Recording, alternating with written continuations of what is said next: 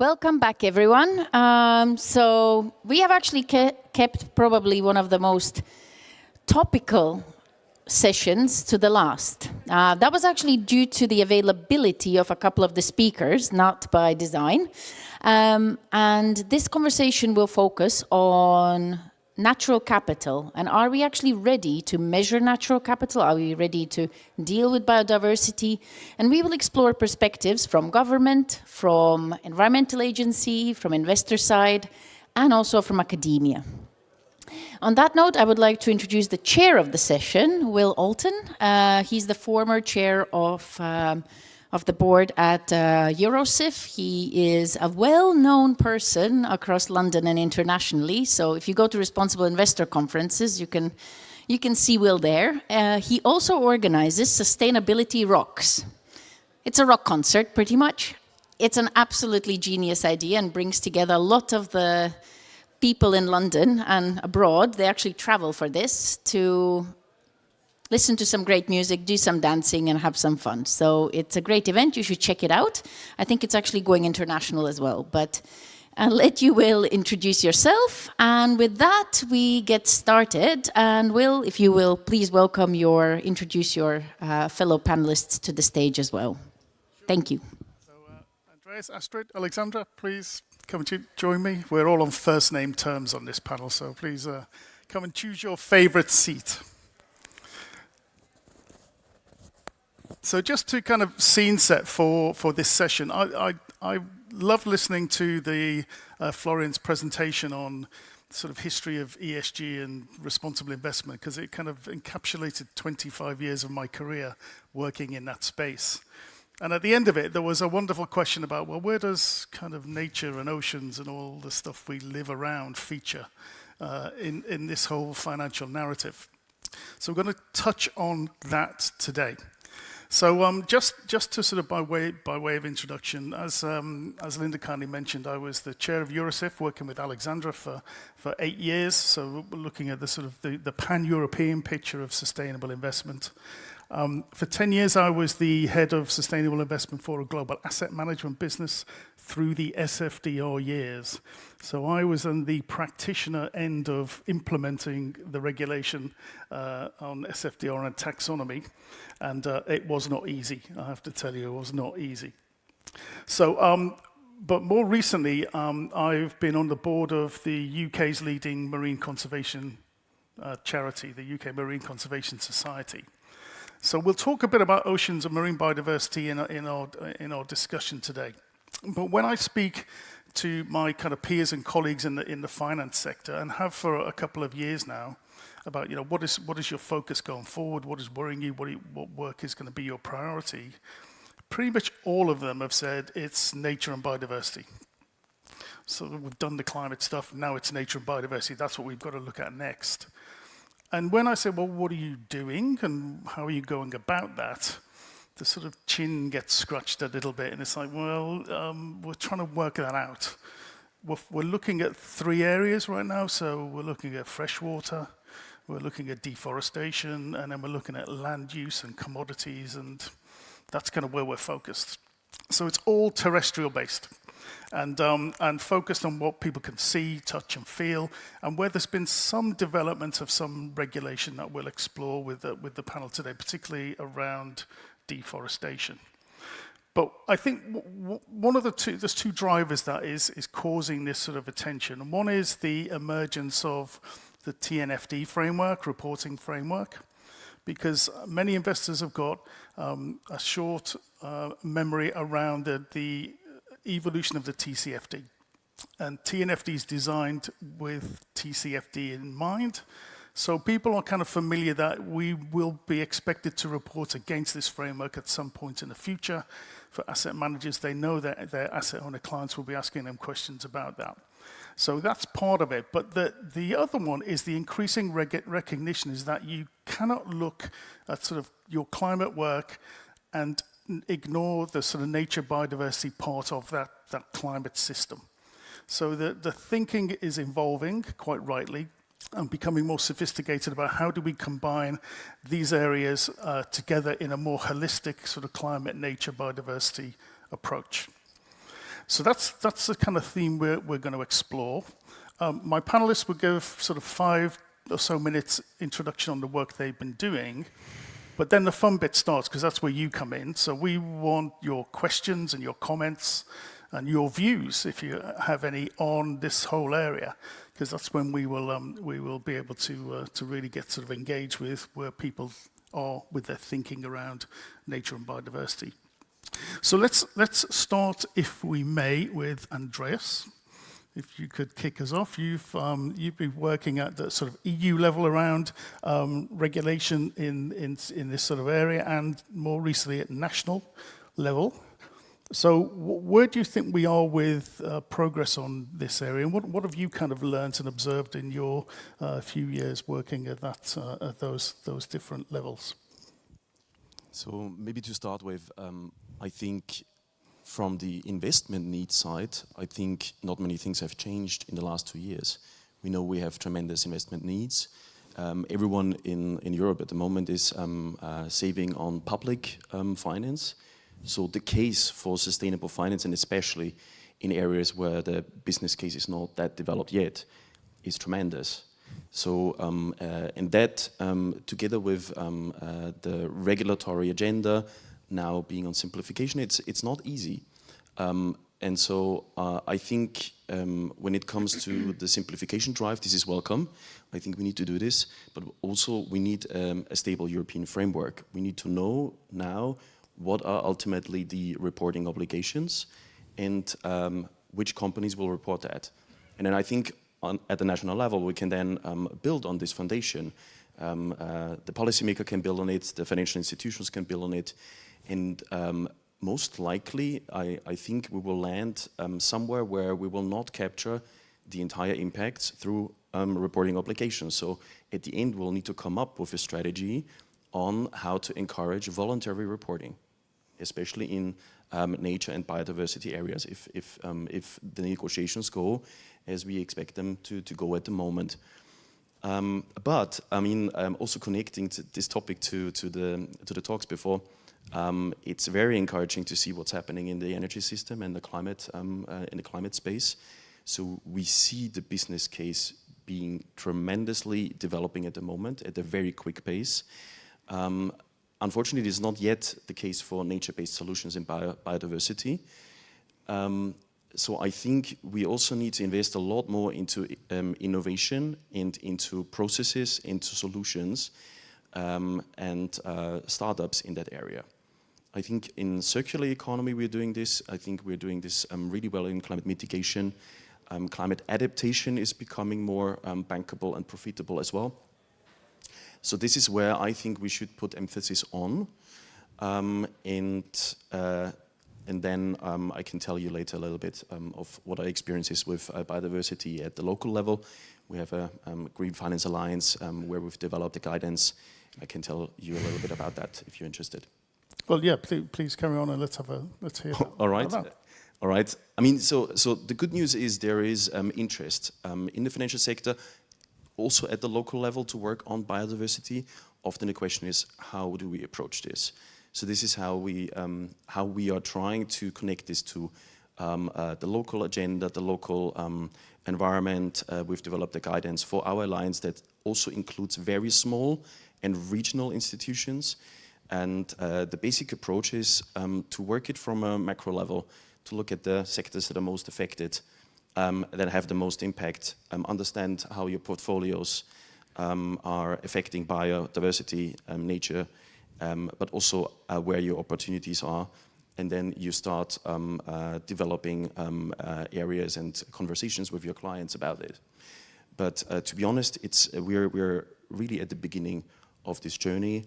And as the Climate and Environment Ministry, we're also trying to think of what our contribution can be. And I think one of the contributions is to provide much more analysis and understanding of where the impacts are, where the risks are, where the opportunities are, because the financial sector can then pick it up and the real economy can pick it up from there. So you still think there's much more work to be done on that assessment, that risk assessment, and where the biggest impact with which sectors are in terms of nature and biodiversity? I think it is pretty clear where the key sectors lie, but this is also rooted in a local economy often, because when we talk about biodiversity, it's also geographic in a way. So then you need to understand the geographics, you need to understand the local economy. In Austria, for instance, we talk a lot about SMEs, we talk about small farmers probably. And to understand this helps to deal with this topic. Yeah, and the big difference with climate is CO2 goes into the atmosphere everywhere. Biodiversity impacts often very localized. Yes, absolutely. But there is maybe one advantage that biodiversity and nature investments have is the positive results are local as well. So if you have consumers or local citizens who want to improve biodiversity and nature, they can feel the improvements directly. Yeah. It's maybe one of the advantages that we can work on. And that connects to what Florian was saying about the investor preferences. If we can better connect the investments with the local situation, maybe that helps. Yeah, excellent, thank you. Astrid, let's come to you. I mean, you've played a very critical role in the sustainable finance platform as a rapporteur in the technical working group. So that's really, I guess, is all about developing the screening criteria for a number of things. I mean, how is that sort of work developed in relation to the topic we're talking about today, or is it still in development? What's your experience of working on that? Thank you for the question. Thank you for the invite. I think one step back, what is biodiversity? I mean, it's far more complicated than what is climate, right? And you mentioned TCFD and companies looking forward to TNFD, but TCFD largely works based on one indicator, which is emissions, CO2 equivalent emissions. I mean, TNFD is going to be helpful, E4 of the ESRS is helpful, but it's a lot of data because we don't have one biodiversity indicator, and this is a big issue. It's a big issue for financial investors because financial investors are not usually able to deal with a set of 20 indicators. And I'm delighted about your optimism that you can see biodiversity investments actually in your local biodiversity. But if I invest in a whatever German supermarket chain, the results of their biodiversity policy are going to be in Brazil and Indonesia. They're not going to be in Germany. So I'm not so sure that we always have the local component. We may have sometimes local components, but not always. And for this, we need an indicator, right? And this makes it really, really hard. So that's why companies are so unhappy about E4 and presumably TNFD, because it is complex. Now, having said that, the great advantage of the taxonomy is that it actually can deal with its complexity. Or maybe it's better to say it circumvents it. Because a taxonomy is activity specific. So we don't have to settle on the one global indicator that captures every aspect of biodiversity. We look at individual activities. We look at activities being whatever, steel, or water distribution, wastewater, you name it, right? And then we develop criteria related to biodiversity for the impact of this very activity. And this is much easier in a way. It looks complicated. It may come at a 5 or 10 page length, but it's much easier to tailor-make criteria capturing biodiversity for a particular activity than it is to capture for a portfolio, for a fund.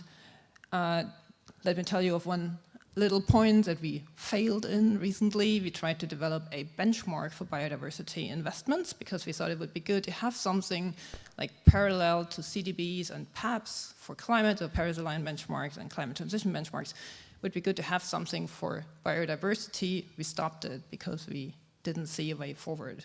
Maybe we have a better indicator in a few years, but at the moment we don't see that. So the taxonomy has this big advantage of being able to tailor-make criteria for the very activities. Now, that's theory. If you look in practice, what we have for the big usual suspects for biodiversity, which is the big land-using sectors, agriculture, forestry, they are included in the taxonomy, but they are included under climate change mitigation for the carbon consequences. You have DNSH, do no significant harm criteria for those, but it's no secret, they're very weak. They're simply the EU legal baseline. Currently there are RED II, so the Renewable Emissions Directive #2, criteria for what is renewable energy. This is not much in terms of biodiversity protection. And the former platform, the Platform Sustainable Finance, under its first mandate, where I was a member too, but not for the technical working group, developed criteria actually for agriculture, for forestry, for fishing. But they are sitting on the shelf of the Commission, not because the Commission is lazy, but because we all know that these are sectors which are politically very difficult. I mean, it's no secret, there are countries in Europe that feel that if they are limited in the way they are managing their forests, this affects their national security. I never understood that, but that's their view. So that's something that you have to deal with. And for agriculture, I mean, I think every European country has had tractors on their streets. I wish green NGOs would have tractors. So, in theory, the taxonomy is very well positioned to include biodiversity. In practice, it's much harder. So we don't have too much on biodiversity, but we have a lot on the shelf, and we are working towards getting it into the law. Right. So in the world we are in right now of simplicity, we've heard that word many, many times today. So for things like TNFD, I mean, you alluded to the fact it's complex and that's a challenge for it. I mean, what would your advice to the people at TNFD to navigate their way through this period to ensure that there is a sort of meaningful disclosure framework that was of use to all the stakeholders they're targeting? Is there anything you would, from your experience, you would say they should or shouldn't do? I think the first thing they should do is check the stats and then take them to the political decision makers. Because this would show that the bureaucratic effort, the administrative effort for sustainability reporting is really minor compared to many other things that companies do. Just one example, you have to check for your own country, but for Germany, all the regulation coming from the environmental ministry, all the regulation causes less effort than just tracking working hours. In case you think you have misunderstood me, I say it again. All the legislation coming from the environmental ministry, these are the nasty guys with all the bad regulation, you know? All the regulation causes less effort to companies than just the one directive asking to track working hours. So that's the first thing I would advise everyone working on sustainability regulation to check. Check the stats for your country and take it to your political decision makers. At best, just before they enter the plane to Brussels. Okay, cool. The second thing is really to try and think about which of these data points are really effortful. Because what we see in the omnibus is that the European Commission is taking off data points, but many of these data points are actually not the ones that require a lot of effort. They are just kind of calculated from the original data. The original data is hard to get, but just calculating ratios from that is an Excel sheet. It's zero effort. So we really have to think what the important indicators are, and what those indicators are that really require effort. And then get a support structure in place. Go to Brussels, go to the DGs with the money, and say we need publicly available databases. We cannot leave all of that to Bloomberg and MSCI for obvious political reasons, but also because you have to pay for that. So if ever we want to get the SMEs on board, this has to be publicly available for free. And there is no company that will deliver that. It can just be a public side. Yes, the ESG data market has become very lucrative over the years, and new regulation was one of the big golden gifts to that sector for that. So let's move on to Eurosif. So Eurosif being the sort of pan-European body that oversees and works with all the national sustainable investment groups. So it's a big number of assets under management across the, how many is it now? How many trillion of the membership you represent? Well, we currently have, well, in terms of the associations, 11 full members and then 3 observers. But it's true that I think, you know, looking then at how many institutions, financial institutions it covers, is over 400, I think. So 400 institutions, yes. pan-Europe. It's not political Europe. The UK is involved in Eurosif, we're pointing and out. Switzerland. And Switzerland. So it is truly a sort of, you know, pan-European group. And what are you hearing from your kind of quite diverse membership? Well, you've got some really advanced members sitting in these national SIFs.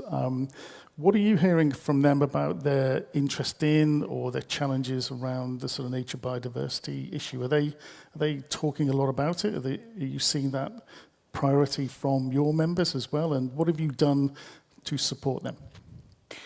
Well, thank you for this question. And I think, indeed, it goes back to the core, like, why is it relevant for investors, right? And why investors should care. And I think what we hear from our members as well as the Eurosif Club partners that are collaborating directly with us is that biodiversity is indeed a topic of growing interest. And I think that is also confirmed in various reports, including from JP Morgan, Rebecca, and many others, providing ESG research, saying that over the last 2 years, actually, this kind of discussions and questions from investors have been increasing.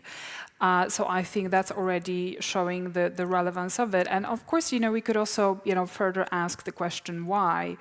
And based on the actually scientific reports, biodiversity is declining at an unprecedented rate. Although unfortunately well, or fortunately well, our economy depends on it. Therefore, this decline actually poses a systemic risk to our economies as well actually as to investors that finance it, especially in the mid to long term. I think in the previous panels and tech talks, you know, it has been emphasized indeed, you know, this importance of the risk, right? Sustainability risk coming from the climate. And here again, you know, there is a very similar link actually with biodiversity, which by the way is also very closely related to climate, right? So if we actually have the decline in biodiversity, that has a negative effect also on climate change mitigation and adaptation. Hence why investors care. Maybe just another bit, which is quite interesting because, you know, prior to this panel, we had a discussion and we thought, okay, shall we start asking you questions like, you know, who from the audience cares about biodiversity, why, who would be willing to invest despite, for instance, you know, maybe lower financial returns, but that's actually the fun part. You don't need to give up the returns because even actually in this JP Morgan research, it says that biodiversity-focused strategy could generate returns regardless of the phase of the cycle. So actually it's very resilient. And actually you can really get, you know, good financial returns. I think the main issue actually for investors willing to create, you know, fund strategies based on biodiversity themes is, you know, still, I would say, data quality and its availability from the investee companies. And that indeed remains the biggest, I would say here, pain point. Of course, a lot of the different regulatory developments, including at international level, so TNFD, but also ISB, so basically the same institution that developed in the past, you know, IFRS, so the standards for financial reporting. Now they have developed the first set of sustainability reporting, but based on climate. So now they are also trying to create something for biodiversity. We, of course, also have the SBTN, so the Science-Based Targets Initiative for Nature, which is also quite an interesting, actually, development in terms of creating frameworks for targets that then companies can apply, and that could be quite interesting for investors. Finally, in Europe, which is actually our focus point as Eurosif, we have the European Sustainability Reporting Standards that have been developed through the Corporate Sustainability Reporting Directive. And of course, you know, as Andreas and Matilda mentioned, we have, of course, also the taxonomy framework, which is creating a kind of a standard which allows to basically identify then economic activities, which in this case would be actually creating a positive contribution to biodiversity and not do any significant harm. Now, the main challenge right now is that, with the shift of the political cycle, we have now a new initiative called Omnibus, which is a strange word that not many people understand, but basically that means it's a legislative act which amends a variety of different, basically, regulations, including Corporate Sustainability Reporting Directive. Well, it kind of spurred the EU Taxonomy, but only partially, because through actually now amending Corporate Sustainability Reporting Directive, it largely reduces the scope also of the taxonomy-related disclosures, companies that have to produce them. And also, it's amending Corporate Sustainability Due Diligence Directive, which is actually very important for environmental matters as well. So what we're actually facing right now is that after years of actually developing all this beautiful framework, now basically we are in the progress of dismantling it, which is very sad. And this is why we need your help, guys, because actually I think what really is important at this very stage is that all of you speak up and actually also go to your regulators, go to the ministries and say, like, look, we actually need this data, which is the case, right? How can you really make informed investment decisions if you don't have reliable and comparable disclosures? And I think, what was already kind of touched upon is also the ESG data and rating providers, which, as we know, is a bit of a kind of a black box. And recently I had very interesting insights from investors telling actually that sometimes they even get different disclosures from the investee companies than they get from the actually ESG data and rating providers.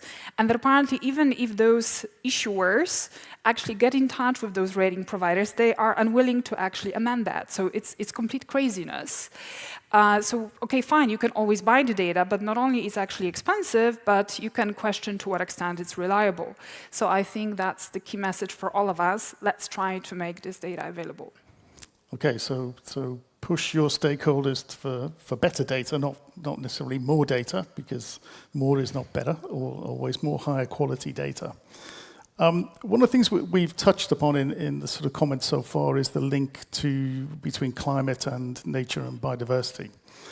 But we haven't talked about the sort of the scope of nature and biodiversity in that context. And I just want to fill a little gap there for the sort of ocean marine biodiversity case, which very rarely features in any institutional investment or other kind of narrative around this topic. And lots of reasons for that. But has anybody seen the film Ocean that David Attenborough has developed and released? How many people have seen that? Just one, two? In it, one of the things he says is that the oceans are Earth's support system and the greatest asset against climate change. Now, this movie was released on his 99th birthday, so he has seen an incredible amount of change in the natural environment where he's been working. But it's true, really. The oceans are 70% of the planet's surface, so this is a blue planet, not a green planet. And it absorbs around 30% of the CO2 produced, certainly since the Industrial Revolution. And the phytoplankton creates around 50% of the planet's oxygen through its photosynthesis. And it's a heat absorber, so it's a really vitally important climate regulator that we kind of forget about because it's, our attention ceases at the shoreline. But sort of question to the panel is, has any of the sort of ocean marine topics featured in any of your work or any of your kind of deliberations with your stakeholders?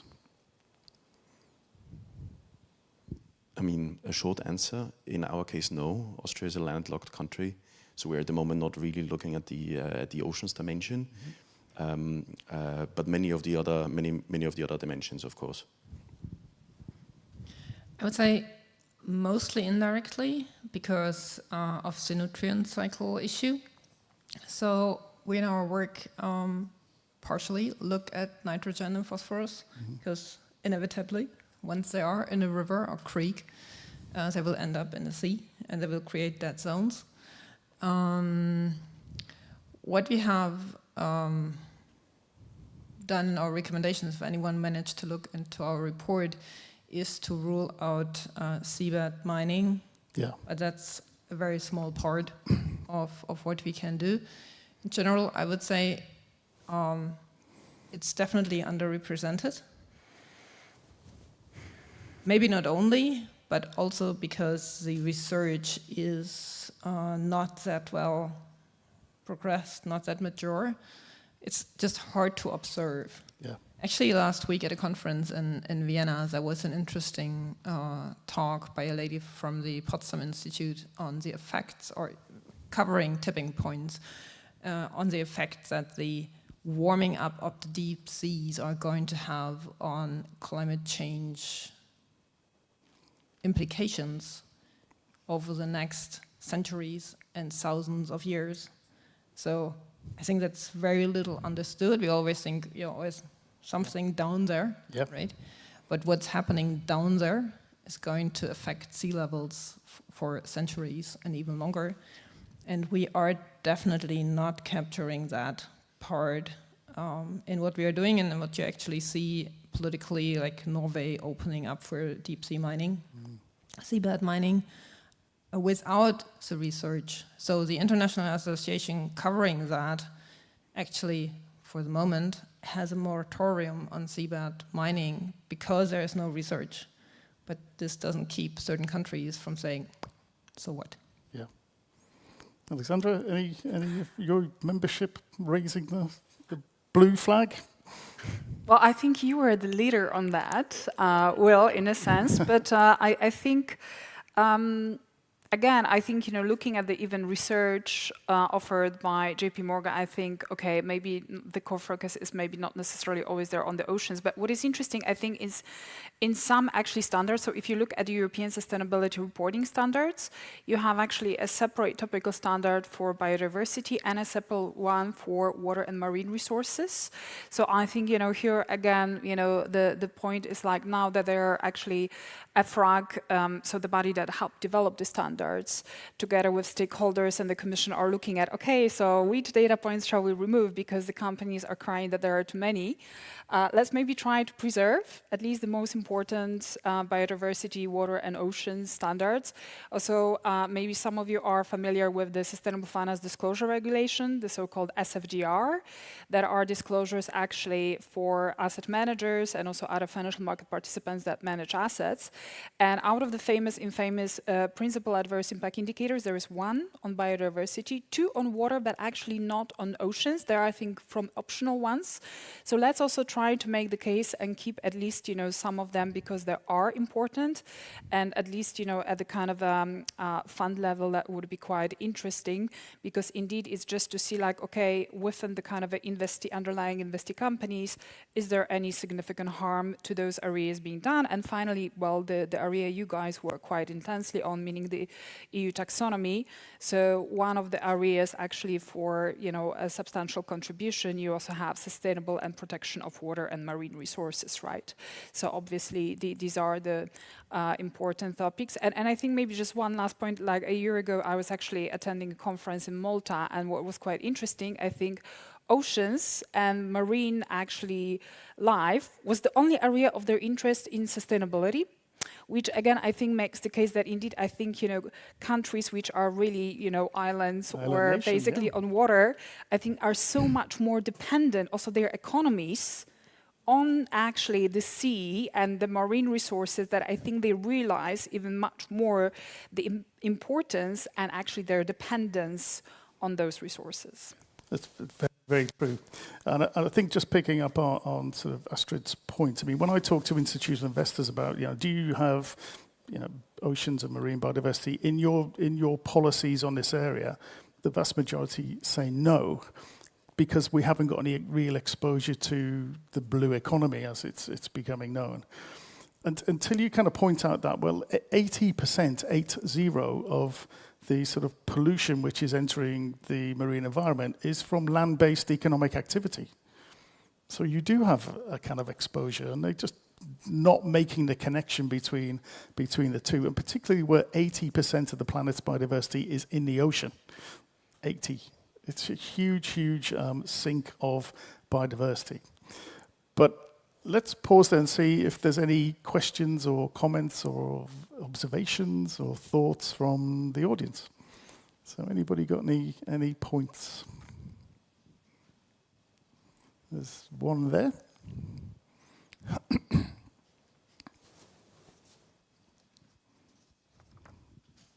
Thank you, everyone. Truly fascinating. Thank you. I'm so curious if we do want to avoid a tragedy of the commons, if no one is willing to spend money to protect our shared oceans, our shared air, our shared resources. So what are the lessons from where you have been successful in your investments to get people to invest in something, and we can bring those lessons of successes to this commons? So for instance, the ozone hole, shutting the ozone hole is one of the only 9 points that have been really successful. So trying to take lessons from what worked to this, which doesn't yet work. Thank you very much. Okay, anybody want to have comments on that? I mean, maybe two reflections on this. The one thing is that I think we haven't worked enough on the synergies between the different environmental objectives and climate objectives. I think we're really good at climate mitigation, circular economy. I think the two are very well interlinked. Biodiversity and climate are heavily interlinked when you look at science, but not yet when it comes to solutions and investments. Maybe this is something where we can start with. Related also to your question on, so how can we take experience that have worked? I think it's often about solutions being tried out at the local level. And then if you see the benefits, so to give you an example, you work on a forest or you work on a biodiversity hotspot where there's agriculture, and you find a solution that helps everyone, that helps the farmers, that helps the forest companies, but at the same time improves the air quality and the quality of water. I think then we can prove that locally you can improve things. It's difficult with finance, of course, because the investments are very local. So you need to talk to people who don't have a lot of capacity to report.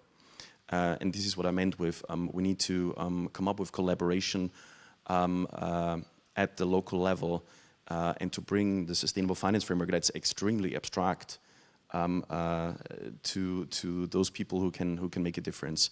And perhaps local initiatives to work together between the financial sector and people who are involved in improving or have a level of improving biodiversity, water, and so on, can work together, pilot projects, and then we can learn from this and maybe scale this up. Yeah, I think that was for your example of the ozone layer, there was one very pleasant feature about this issue. After a certain period where companies claim there is no alternative, it turned out there is a relatively simple technical alternative to using the ozone layer destroying substances. We are still a bit behind on that in terms of biodiversity. I think that's a big issue. What has been tried is actually to start a bit what Andreas said, to construct blended finance instruments where the part that can be profitable is done by private investors, which require revenues, and the part which is simply a public good, but connected to a profitable component is financed by the public side. I think there is huge need for such products, for such constructions, simply because, as you say, many of the biodiversity questions are pure public goods, and it will be very hard without a public component to construct instruments that are profitable.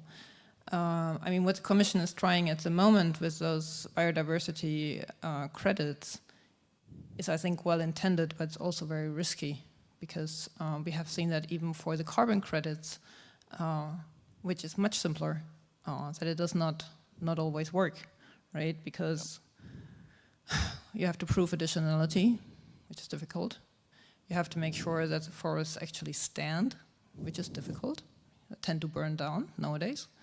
So I'm not sure how far this will get us. But for the planet finance, I think it's worth developing like product lines along these concepts, because at the moment what we are lacking is kind of the support structure that makes these projects big enough to be interesting for the big financial institutions. So you need a structure, a support structure from the public side that bundles these often very small biodiversity projects and makes them investable for the big companies, for the big financial market players.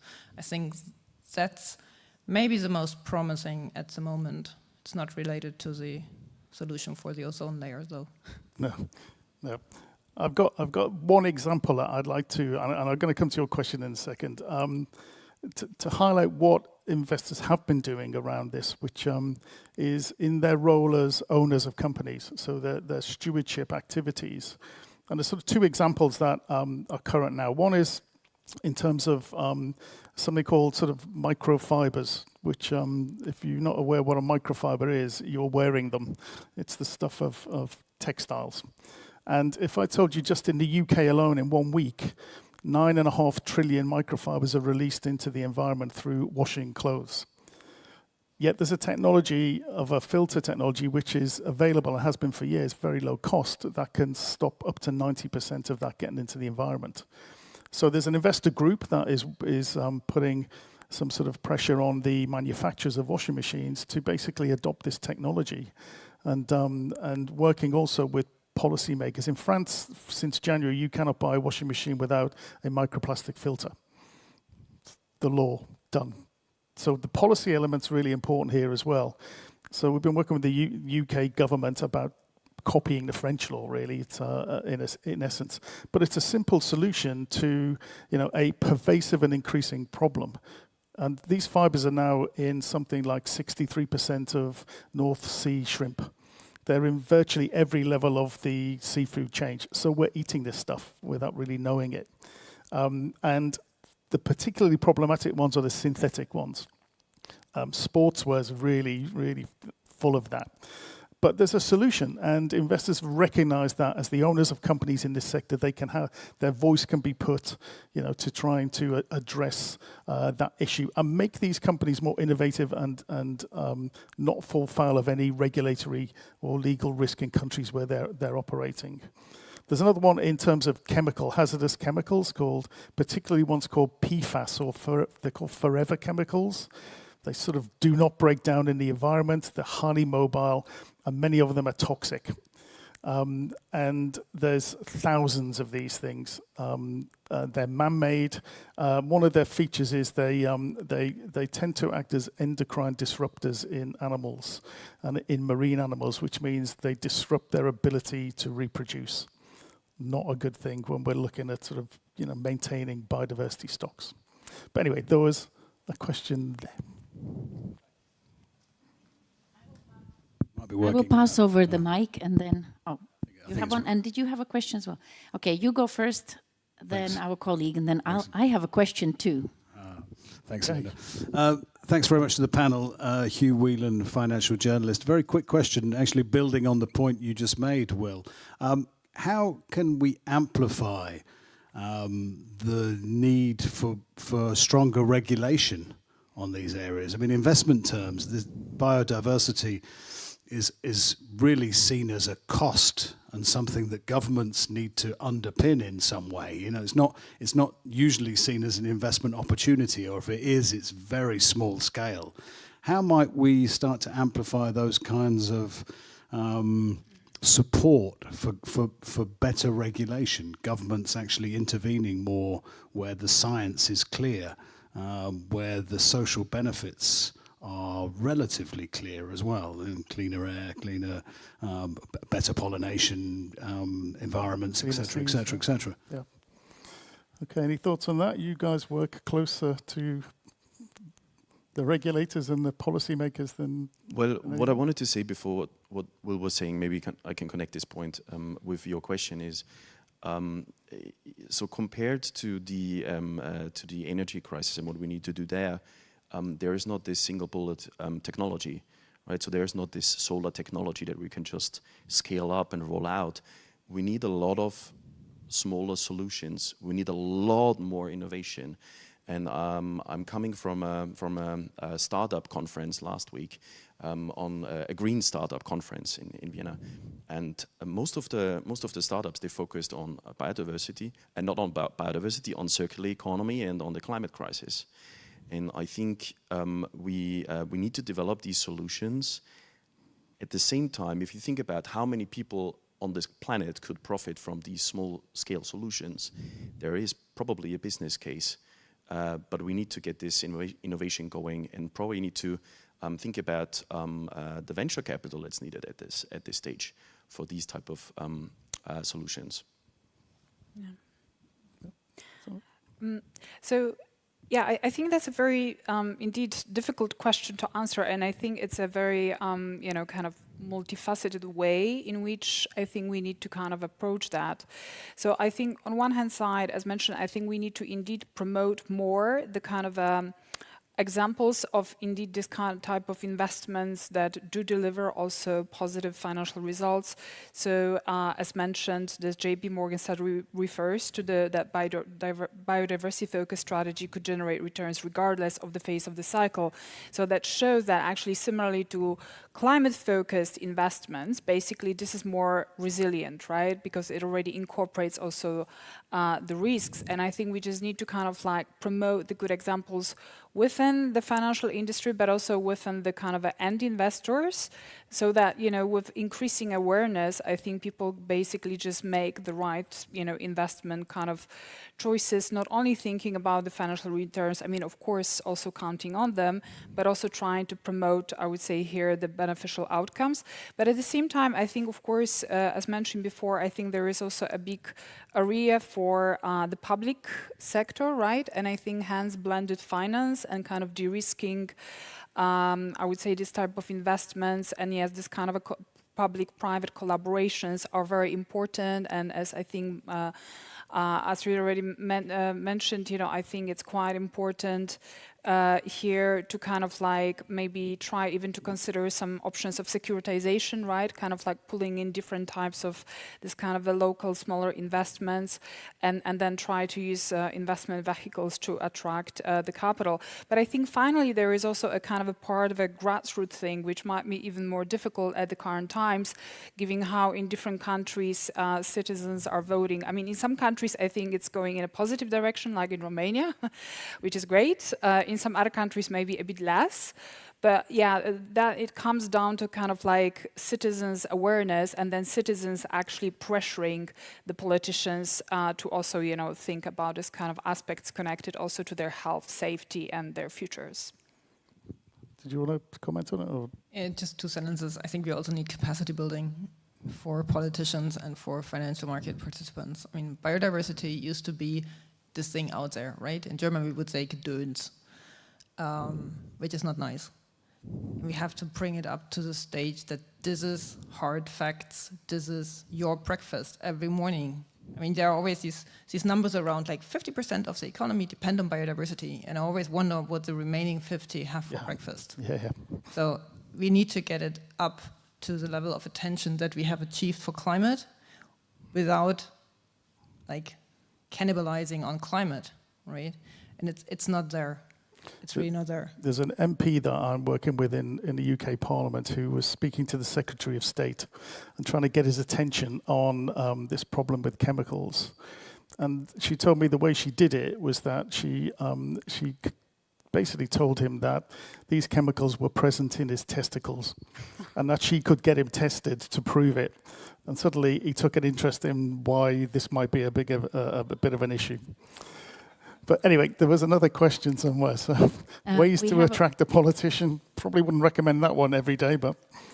We have actually 2 or 3 questions. So Oh, okay. we'll start over here. Maybe let's collect Shall the we 3 group and them? then... Yeah, Okay. exactly. Thank you. My name's Peter. I'm from Building Minds. My question's around data centers and the impact on biodiversity and the move to people like Microsoft producing data centers that are now underwater, and what your thoughts are on the impact of that. Obviously, there's a positive and negative with the amount of water that data centers use today, which I think is around 100,000 tons of water. It's the same, well, I think it's the same as basically 100,000 homes that is used on a daily basis. And I really wanted to get, what is your kind of positive and negative on data centers going underwater? Okay. Next Data, one. data centers? Mine is on nature positive finance, but specifically assessments of the nature impacts across the whole value chain. One of the guiding questions is, are we ready for biodiversity disclosures and the measurement of natural capital? I would add, are we ready for these disclosures across the whole value chain? If not, how can we be? Okay. Thank you. And my question. So I spent 2 days together with Julian and Daniel teaching, well, we're all EU platform on sustainable finance members, and we taught a group of 30 impact assessment professionals, only one from Europe, 30 global people, about what is the EU taxonomy, what are taxonomies, and how do they operate in real life. It was tough. And now my question to you, Astrid, and also people working in the EU bubble and on the regulatory side is, did we actually fail to link to the existing environmental impact assessment methodologies that are used by big institutions, EBRD, all the multinationals, right? Impact assessment has existed for a long time. It's aligned with national laws, which actually measure impact, but that impact isn't necessarily currently integrated, or these impact assessments are not collected. They're not necessarily providing the kind of data that we might need, and understanding where, if you build this massive data center, right, whether we're choosing the optimal option in terms of biodiversity impact, in terms of the building planning, etc. So I'd love to hear your thoughts in terms of, do we need to kind of streamline and link the taxonomies to existing environmental impact assessment, because it's compliant with a lot of laws and standards? And also, Astrid, can we expect more categories included, more sectors included in the EU taxonomy? Thank you. I think that question was for you, Astrid, but I'm guessing it might not be, but... I can say something as well. So there was data member of centers, EGFS? nature positive finance, disclosures across the value chain, and then how useful are taxonomies and impact assessments in... So on the impact assessment, I think this is a very interesting question, and it's linked to the taxonomy DNSH at some point, and we're actually starting a study in Austria at the moment that's related to the challenges in applying DNSH by real economy companies. And we're also checking and linking what are the standards in the environmental impact assessment, and is there not a way how we can show that if you fulfill this, then you also fulfill the DNSH. So in a way to make it easier. And I'm happy to share the results of that study at the end of the year. I think these are the type of analytics that we need to do now, also for the simplification, right? Because we don't want to say the same thing with different words, and then the application and the proving is difficult and different. And when it comes to data centers, so I have a hope that the ESAP will contribute to the transparency and to the use of the data. But we all know that we need to work a lot harder on voluntary reporting. I know it's sad, but at the same time we need to be realistic politically about what is possible to ask from companies at this moment. And in Austria we have quite an interesting project on a data hub, where we are encouraging SMEs to report their data, and then it's basically transmitted to all the financial institutions that are linked to that hub. And it's a brilliant idea, but it's not taking off that well at the moment, because SMEs are not able to fill this out. They don't have the capacity. So maybe in a way we need to come up with strategies to encourage voluntary reporting. Maybe we need to do an analysis of what the estimates for certain companies could be, and then they are invited for a conversation and they just confirm or not confirm. I don't know. I think we need to find new ways of getting this data and not only asking companies to report it directly, but maybe to generate it in a different way. Seems to be my part today to be Yeah. pessimistic. No. I mean, many of the taxonomy criteria actually link to what you would do for an impact assessment, right? So we have a generic appendix for biodiversity, do no significant harm, which is always used if the activity is not biodiversity critical in particular, but you build a plant somewhere and then you need to have an environmental impact assessment. Now, on the one hand, there is a general directive, a EU directive of what an environmental impact assessment should look like. If you go into the practice, things start to differ a bit.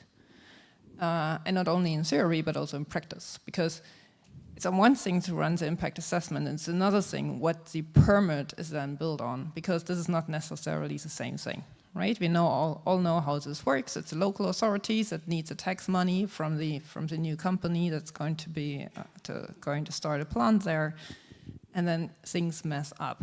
So just having the environmental impact assessment doesn't necessarily mean you don't do significant harm. It's one thing. So there it's explicit. For water, for example, we have the specific reference to the Water Framework Directive and Maritime Resource Directive, whatever, it has a strange name, which is actually the same thing, right? You would have to do this in your impact assessment. You would have to check whether your investment, data centers, for example, data center is going to withdraw a lot of water, whether this is in line with the Water Framework Directive. Now we have a nice example in Germany. Tesla's big company is built in a place where A, there is going to be very little water in the future, and B, it's all sand there. So even if it rains, it disappears the moment it rains. So how is a local authority equipped fighting Tesla, where the regional authority so much wants this investment? So this is theory and practice, right? And that's why I think for the critical activities, it's not sufficient to say, for taxonomy, it's not sufficient to say do no significant harm is fulfilled if you have done an environmental impact assessment. If, oh yeah, you comply with the Water Framework Directive, because this you have to do anyway. So for the data center specific question, data centers are included in the taxonomy already, but only on a climate change mitigation objective. So I cannot tell you exactly what the DNSH criterion for water is, but I have a strong feeling it's just a generic one. Just comply with the Water Framework Directive. So we are back at square one, right? And actually the supply chain thing makes it even more complicated, because I mean, we look at supply chain effects in the taxonomy for carbon. For the substantial contribution criterion, it's a scope 3 criterion, upwards, so not downwards, right? So the cars, it's different. But for all the others, we don't actually include that. And I have a feeling this thing would explode if we attempted to do it. Now we look at the kind of, I know this doesn't exist officially, but for all the criteria that are not carbon, we usually don't only look at scope 1. I know it's not named that way, but you know what I mean. Has Irene arrived? She's here. Okay. So I just want to kind of wrap up. So sorry, Alexander, if there's anything else you want to say, you can mingle later and share your thoughts. Is that in terms of the sort of the impact that we have and companies that we're invested in can have, and how they can be quite easily addressed with the will to do that. And one of the things is back to sort of Attenborough's Ocean film, where it highlights that people have never seen before the impact of bottom trawling. It's quite brutal. It's just scraping the bottom of the ocean. In terms of the target species, there's generally either one or two species these trawlers are looking for. Everything else is called bycatch. As they're selecting out the stuff they want, it's dying on board and gets basically swept over the side. Each year, it's estimated that 38 million tons in weight of bycatch are discarded. Now, let me put that into context with a terrestrial mindset. That's the equivalent of 9 billion cats. It's the equivalent of 2 billion dogs, 7 million elephants, and 500 million people. It's like a giant net going through our cities and sweeping up 500 million people. With current birth rates, that would mean humans will be extinct on this planet in 22 years. That's what's happening in the ocean right now. Now, the way to resolve that, there's technologies that can be developed so that the species not targeted can be avoided, but also just enforce the regulation. Marine protected areas are called protected areas for a reason. When they're left, the biodiversity in these regions flourishes in a very, very short space of time, and it spreads out. And then it starts to benefit fishing communities and island nations and all the other positive benefits that we get. So it's the stuff we're doing that you can't see doesn't mean it's not there. And it's back to sort of Hugh's point about how do we influence policymakers to protect what is a really critical part of this planet's system. So on that note, we'll stop. So thank you very much, panel. I hope that wasn't too depressing an end. Thank you very much. I mean, I won't lie, it's hardly a positive note that we ended that one on. But it can be fixed. The 9 billion cats, like, you know, really gets you if you have a cat. So now we have the next presentation. So Irene Monasterolo, she's quite a well-known academic. For those who don't know, Irene's work has spanned multiple countries. I remember the first call that I met her on was many years ago about stress testing in banking. So I think she has some fantastic content prepared for today. I actually very much suggest that you look her up. She's a very frequent speaker at different investor conferences and industry things, and she works in different academic consortia looking at a variety of questions on biodiversity and different transition pathways, etc. So thank you so much for traveling from Paris. I think Irene has actually traveled not only far, but also on a train that had some technical issues, which is exactly what you need when you're organizing a big conference. But thank you so much for your endurance and welcome. And the floor is yours.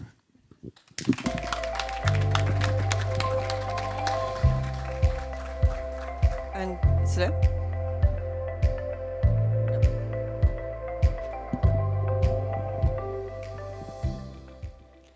So, good afternoon, everybody. And last but not least, I could make it, so finally.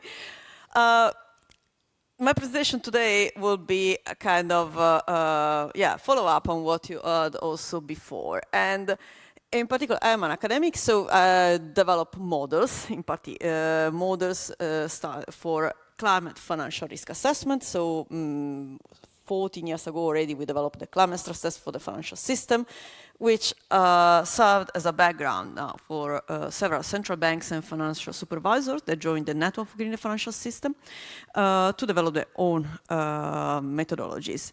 There was also a presentation before by Doing Farmer, who advocated for better models. Well, what we are doing, I'm showing now is how these better models or more fit macroeconomic and financial models actually could make it to inform policy, in particular central banking and financial regulators for climate financial risk assessment. And what I'm presenting today is the mainstreaming of academic models for policy regarding the developments of the network for green financial system short-term climate scenarios, which were just launched last week. Basically, why? In the short-term scenarios, you will see some different type of models from the previous vintages, or from standard approaches that you might be aware of in climate finance. On the one hand, we briefly touch about why market-based approaches are not adequate, and thus we don't who work with that, with the scenarios, and on the other hand, the key importance of getting the macroeconomic right for getting a proper assessment of climate, and then we will see also biodiversity risk. And then we will get to the experience we just concluded of bringing complexity economics and complexity finance models for the development of the NGFS short-term climate scenarios. And we will dig into two of these models. The first is the Air flow consistent macro financial model, and the other one is ClimaCred, is a climate credit risk model. And finally, we'll conclude with an ongoing application we have on biodiversity risk for the macro financial assessment of biodiversity scenarios for Europe. Yeah. So when we talk about climate change, you might all be all well aware of Lowstern report of 2006, when climate change was considered as the greatest market failure. Well, if we all agree on that, and listening to the previous panel, I think we go in that direction. We all know also that in presence of market failures, market-based risk indicators are not well suited to inform risk management. And we had a still quite recent example for the last financial crisis, where market-based indicators of risk forecasted lower risk ever in the financial system, even the day before it burst. So in the context of climate, there are some additional characteristics which are linked to climate change that make this approach not suitable. The first is that climate change and climate risk are forward-looking. That's why we work with scenarios. And this also means that past price return distributions are not a good representation of the future distribution of losses in the context of climate change, because climate change leads to structural breaks, really in statistical sense. An example is that if we want to make the transition, in particular if we are going towards a disorderly transition, we will face a large and sudden structural change in the economy that will need to happen for sectors and firms that represent a large portion of market capitalization. The second point is that markets might not be able and willing to embed in prices all the information about future climate impacts. First reason is that there is tail risk and compound risk, so investors, even with the best of information, might not be able to embed all the information. That's why we work with scenarios. But on the other hand, what we are experiencing also these days is that the climate policy landscape is very much movable.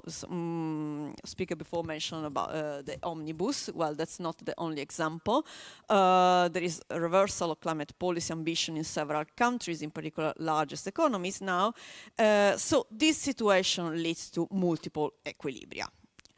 And the implication of using in this context, implication of using only market-based approach to analyze climate financial risk, well, it's a false sense of control that leads financial institutions to be unprepared to face risk. A big point in this is getting the macro right. And indeed, a major issue that central banks and financial supervisors got so far in the context when working with climate scenarios is that shocks on GDP were rather small. And the shock is small, then in a stress test approach, I mean, there is little to be concerned about when we translate economic shocks into financial shocks. And however, what we try to convince central banks about is that the main reason behind that is not that climate change is not already leading to large shocks, if you consider, for instance, several low-income and emerging countries. But the problem is that the models they are using as central banks, they are not able to see these shocks, large shocks, by default. The major reason stands in the assumption. The assumptions of rational expectations means that agents, in average, already got the impact of future shocks on prices right, and this means that no matter how large the shock will be, then they will be able to anticipate it and adjust the investment decision. This means that the shock is much smaller than in reality and not persistent. And of course, in this context, multiple equilibria are ruled out by construction. Also, there are representative agents, and this means we have a limited understanding of the distributive effects of climate risk and the transition. And the financial sector is mostly missing, including sometimes central banks and monetary policy, which are actually at the heart of the discussion. And there are no finance economy feedback through, for instance, risk assessment, where we know instead that banks and financial institutions look at the scenarios of climate change, including the NGFS scenarios, and they might, and the past risk that already occurred, and they might adjust the risk assessment for firms that are most exposed to such risk, even deciding to either increase the cost of lending, so interest rate, or stop lending. But however, there are also opportunities for improving the risk assessment, and that's what we are going to discuss today. An application of these new models is within the NGFS short-term climate scenarios that were published last week, and where I invite you all to have a look.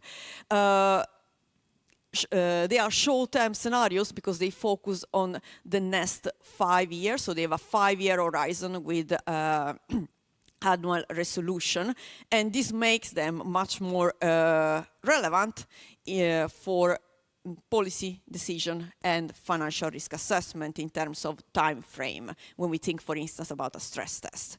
What's also novel in this is that we consider tail risk and compound risk, compound physical risk, so the compounded occurrence of dry events like droughts, wildfire, and wet events like flood, storms, hurricanes, so on, done at the granular level, so with over 46 sectors and 50 countries, and bottom up, so at the asset level.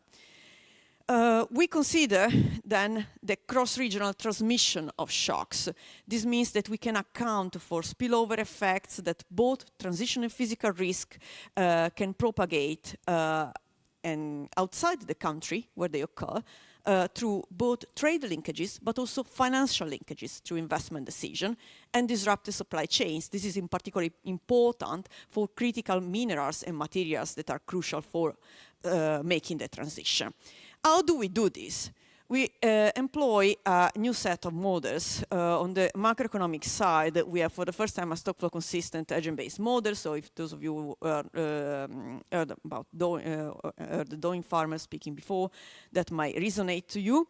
And together we integrate them with a computable general equilibrium model and a climate credit risk model. This has two major advantages. First, we can look at the integration of the economy and finance through risk assessment and investment decision, and look at how changes in the sectoral probability of default and in financial valuation and risk metrics and monetary policy reaction affect macroeconomic and financial stability. But second, and very important, I think, for several of you who have internal models where you try to integrate climate risk and climate risk consideration, we provide financial risk variables such as a sectoral probability of default and loss given default, as well as adjustment in stock valuation, corporate bonds and sovereign bonds that are ready to be plugged in your internal models. What are the results of having this new approach with such characteristics? Well, that the shocks in terms of economic and financial losses are larger and could be persistent in the time horizon that we consider. Main results are that still effective climate policies and global coordination limited negative effects of the transition, so an orderly transition still pays off. However, in contrast, a rapid and unexpected policy shift would increase the economic cost and cause financial stress. So this is a novelty of these scenarios. We can calculate financial stress in terms of PD adjustments, which for some sectors like power supply, which are critical for making the transition, increase really considerably, even by 10 percentage points. Compound weather events in a region leads to GDP losses, not only in that region, but in the regions that are in countries that are dependent for like trade or materials with the countries and regions affected. leading to even large GDP loss, even 12% in some regions like Africa. And finally, supply chain bottlenecks caused by climate disasters in some region can generate large negative GDP spillover, reaching even 3% in the 5-year horizon, which is a lot. Scenario narratives. Briefly, we still have a kind of orderly transition, which is called Highway to Paris, which is technology-driven. Disorder transition, which is much more disordered than the previous one. It's called Sudden Wake-Up Call. Novelty, we have a scenario called Diverging Reality, which integrates transition risk and physical risk. We have transition risk in high-income countries, so advanced economies, and physical risk in low-income and emerging countries, which, however, affects the ability of high-income and advanced economies to make the transition through, for instance, we said before, supply chain disruptions for critical minerals and materials. And then we have a scenario called disasters and policy stagnation, where we have a sequence of compound events occurring in 2026 and 2027, which result in capital destruction, reduced productivity and production, and creates cascading economic impacts through trade and financial linkages, also well beyond the boundaries, borders of the countries affected. The modeling framework, as we said before, we integrate 3 models. So a computable general equilibrium model called GEMI3 that provides trajectories of carbon price, scenario contingent carbon price, and scenario contingent outputs for physical risk. Two models. So scenario contingent carbon price trajectories are elaborated in the stock flow consistent model ERIN to provide policy rate adjustment. So we have monetary policy reaction, which is endogenized, and the policy rate to the ClimaCred model, which provides adjustment in the sectoral PD, financial risk metrics, like value at risk, expected shortfall, and equity bonds, corporate and sovereign bonds valuation adjustment. This information is then re-elaborated into the CGE model, which disaggregates it then for 50 countries and 46 sectors in the world. Here you see an example. I'm not going to go through these slides, but the variables that you can find, and as a difference from the previous vintages, in particular from the long-term scenarios, you have a whole financial sector with credit risk, market risk, investor sentiments, and the cost of capital. And also you have monetary policy dimension with policy rates. And also on the economic side, you have much larger granularity, both in terms of sectors and countries. The novelty here on the models is, on the one hand, on the macroeconomic side, we have a stock flow consistent agent-based model of an open economy, which is calibrated at the country or regional level. It's called ERIN. Here you see the limited number of heterogeneous agents and sectors which are heterogeneous in terms of source of income and wealth, including access to finance, skills, high and low carbon capital, or high and low resilience to climate risk. And these sectors and agents interact through markets, which include consumption goods, labor, but also energy, services and tourism, and raw material, and of course, capital. So it's an open economy. What are the features that allow us to better capture the transmission channels of physical and transition risk throughout the economy?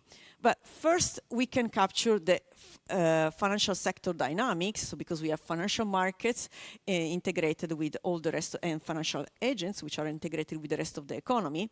And these allow us to capture the finance feedback to the economy and to investment decision via adjustment in cost of capital via risk assessment.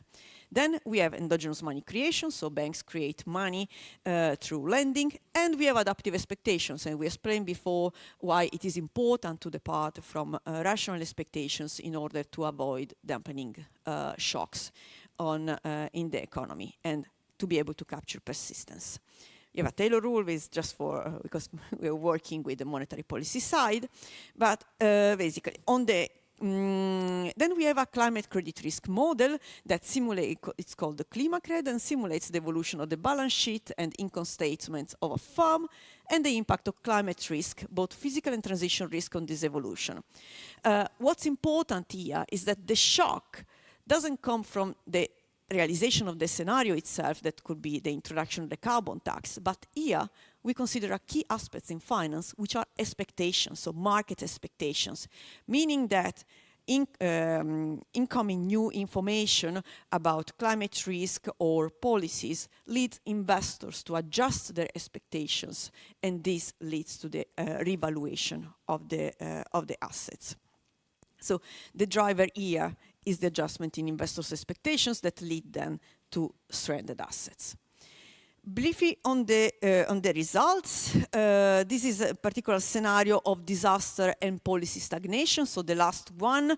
As you can see here, in terms of GDP impacts on countries and regions, is a difference from the baseline, so we have sizable magnitude of shock when we have extreme weather events hitting in 2026 and 2007, with some areas and countries, in particular in South America and Africa, most affected.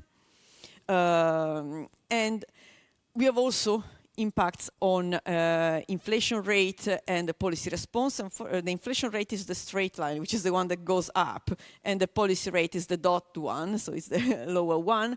We can see with this approach the heterogeneity across countries in terms of inflation and policy, monetary policy response, and this depends, of course, by the exposure and risk of the country. For, in this context, we consider extreme weather events. And finally, we have the translation of macro-financial impacts into financial sector dynamics. Here you see the adjustment in the probability of default and the cost of capital at the global level for different sectors. This adjustment is available for 50 countries and 46 sectors. And what we can see is that in the context of dry events and wet events, the agricultural sector is hit hardest financially, in particular by dry events, which cause productivity losses and drive up the cost of capital and the sectoral probability of default. While in contrast, transmission channels differ in the context of wet events, where financial risk is due to production losses and capital destruction.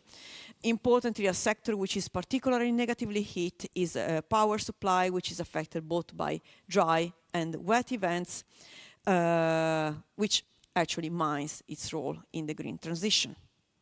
This is just an example of the results that you can get when you look at the NGFS scenarios and how we could make it possible. Now, this approach is used also in the context of biodiversity. So you were talking before about biodiversity in the panel. Basically, we are applying it in a European Commission funded project called Nature 3B, where me and the team are in charge of the analysis of the macro-financial stability implication of biodiversity loss for Europe.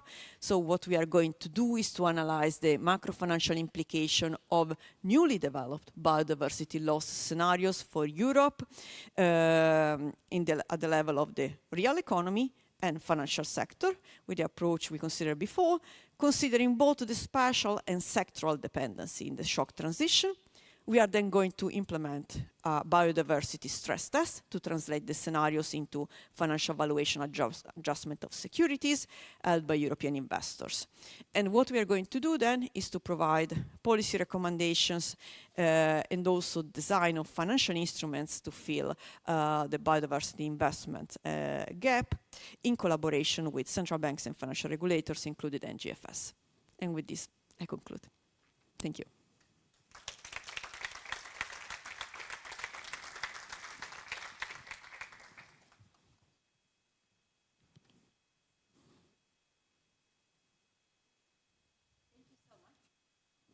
Thank you so much. Oh, Jesus, it's very long. So do we have any questions from the audience, please? Now that we've grilled you with all sorts of information. Astrid? No? Oh, yeah, there's one more at the back. You start, Astrid, and I'll travel to James. Okay, thank you very much for the presentation. I may have missed it. Could you say a few more sentences about the persistence of shocks and what the assumptions are regarding a move back to the trend? I may have missed that somehow. Yeah. Because that's a very important one. So usually we had this, basically you have a shock and you're back at the trend, right? But with the increase of events, you may actually not get back to the trend. Should we collect questions or answer? Yeah, thank you, James Vaccaro. There's so much in there, thank you. One element, when looking at especially emerging markets in some of the more vulnerable countries, and you mentioned Africa, where in the physical risk scenario, it's really hit hard. One of the arguments goes that, well, credit ratings agencies, often using market-based valuations, they're not really doing their job properly and are maybe over-exaggerating the risks, but also they're not incorporating these risks. And most of those risks are also being caused exogenously from outside Africa. And I just kind of wonder your views on, if they were to really incorporate it, does it actually help in terms of mobilization of capital in emerging markets or hinder?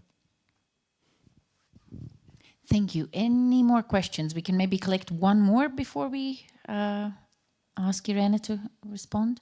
Yes, Nika, please. Hi, thank you so much. I just have a question about the impact of this, because we had several discussions about impact today, and I was wondering how these improvements, how do you see impact being created by this or improved through your work, but also, through these improvements? Thank you. Over to you, Irene. Yeah, thank you so much for this is a crucial point. So we have to distinguish between the persistency of the shock themselves when we talk about extreme weather events, and in particular, this depends, the shock that you see at the level of a country depends. Well, here you have a region, but because it didn't include the picture, but some countries in particular in Africa and in Japan were really, and in Asia like Japan, were really negatively hit, but by different type of events based on their characteristics.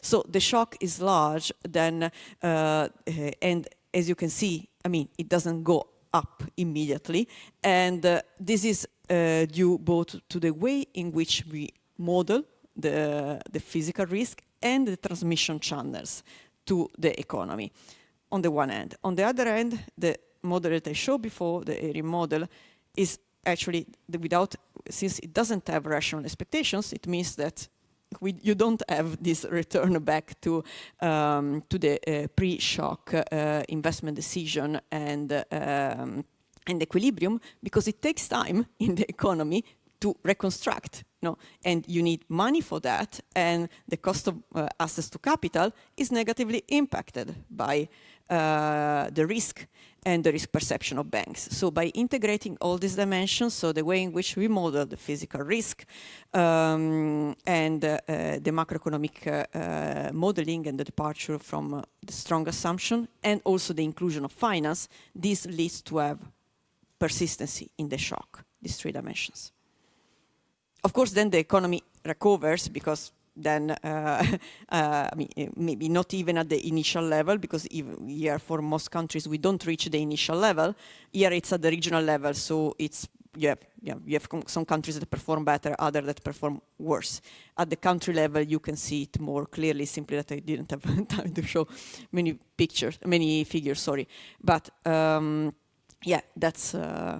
These are the three characteristics for which we don't get immediately back. The different shocks depends on the which country and region is affected by which kind of shock. So here we had, for instance, to model first dry event in 2026, followed by wet events in 2027. There was then before the question on impact, there was a question on... It was James. The credit rating. Well, what we are trying to do here is to have a better picture of risk, but also the drivers of risk and a more granular representation, meaning this should improve the understanding of countries' vulnerability and also give an idea of the cost of investing, for how much money is needed to invest, for instance, when we talk about physical risk in adaptation or for mitigation. And you're right, there has been a lot of discussion, okay, if we better assess risk, maybe the risk for low-income countries emerged to be larger than what the models so far analyzed, and so there is a worsening in the access to capital and the rating in the access to capital. Well, that's on the one hand, but on the other hand, there is also the opportunity to better understand how urgent it is to intervene and who should intervene for that. I mean, through concessional finance, depending on the characteristics of the country, and through, of course, international finance. So we are still very far from the objective of finance flows from global north to the global south of the Paris Agreement. So this shows us even the urgency to move in that direction. And regarding ratings, I really believe, from what I've seen so far, they don't integrate any of these characteristics. And an important point will be to also consider not only a better integration of the risk dimension, but also of the opportunity. So how much we leverage by investing $1 in adaptation in the country, for instance. This is also extremely important, and all the characteristics of the co-benefits that could emerge from climate policy. This is missing, and it will be very relevant to have a better rating. Yeah. And the impact question was the last. So the impact on what? Could you clarify impact on what?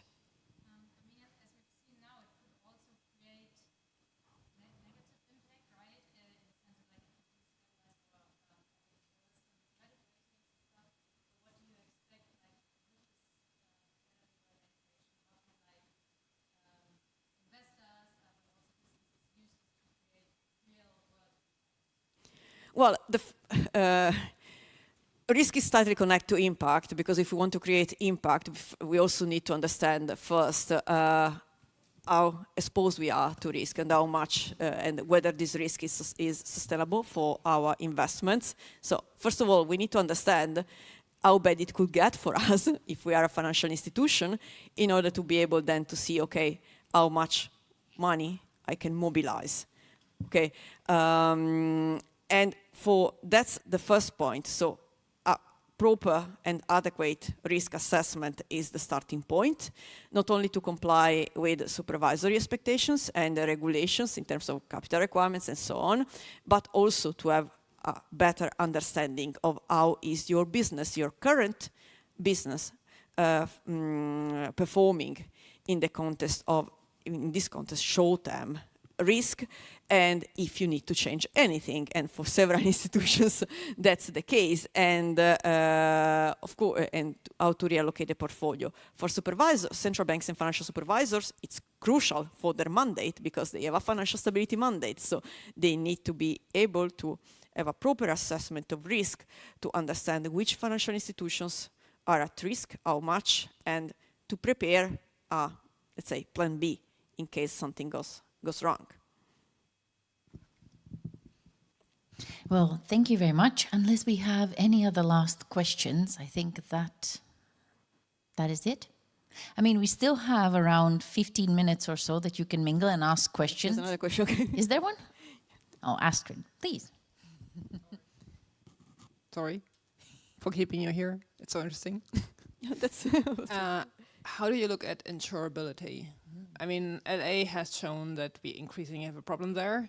You may have noticed that, like 2 months back or so, the Allianz CEO made a statement that insurability is at risk. Is this included, or what's your gut feeling what your model would do if, say, 10% of the affected assets after each shock become uninsurable? Well, this is a great question, because indeed we have a huge elephant in the room, which is we used to think that insurance is there as a first hedging strategy, but it's not there. And even in in the European Union, there is a huge insurance protection gap where the averages of insurance against some form of natural disasters is 30%. And and in most of other countries there is not. So here we don't consider insurability simply because there is no information for the most of the countries and sectors which is available. And there is also no information in terms of adaptation investment. So connecting to the last part of the panel before, we do need information. So in this case, we do need not only more information because there is really extremely little available, and we also need quality information. That's a key point. Wonderful. And I think with that, we will finish this session. So thank you again so much for coming and visiting us. The presentations will be available online, so don't worry, we will upload them all. And thanks again to Irene. Thank you. Now, with this, we finish today's program. We're back tomorrow again. Please, if you're attending tomorrow, please do show up closer to 8:30 rather than 9. The registration process will be a little bit smoother because of a variety of things of people not having registered or forgotten to register, which then means a bit of logistical delay at the start. So there will be a lot less of that, hopefully. And tomorrow we will look at sustainability and business with some sprinkling of finance. So you can expect some bigger companies, some very difficult discussions around energy. We have also industrial policy and business decarbonization. So we're going to have some very, I think, fascinating discussions tomorrow as well. But thank you so much for coming today. For those attending the dinner, logistics again, we will be departing from this hotel from 5:30 p.m. onwards for 15 minutes in small groups. We're very sustainable. We didn't get the historical tram. I apologize. We did try very hard, but apparently the route didn't work and there's too many tourists and they just said no. So we're going to use a regular tram. It's not as loud, so actually comfort-wise, it's better. The tram will take you quite close to the Lobkowitz Palace, and then we will walk for the last 10 minutes. Note for those who are coming, so there's a welcome drink, etc., but it's a secure area that locks at 10 p.m. So if you're inside, it's fine. You can always leave, but you won't get back in. I think the dinner does end at 10, but you know, for some who might party on, if you do it inside the Prague complex and you pop out, you're not going to get back in. Just a small logistical detail. So thank you very much and see you tomorrow.